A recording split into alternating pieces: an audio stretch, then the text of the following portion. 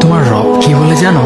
তুমি যাকে আমার চাইতে বেশি ভালোবাসবে, আমি তাকেই তোমার কাছ থেকে দূরে নিয়ে যাব আর তোমাকে বড্ড একা করে রাখবো।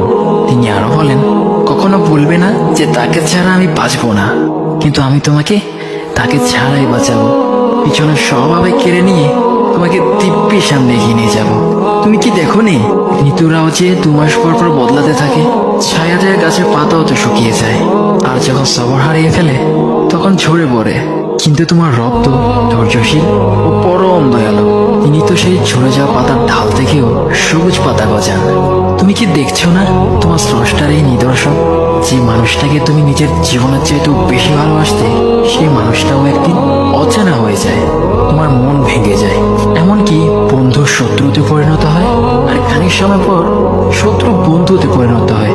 যে মানুষটাকে তুমি নিজের জীবনের অংশ ভাবতে, সে মানুষটাও প্রতারণা করে। বুঝি না, এত কিছু হওয়ার পরেও তুমি তোমার রবকে বাদ দিয়ে সেই মানুষগুলোর উপরই ভরসা করো, যারা তোমাকে প্রতিনিয়ত কষ্ট দিয়েছে।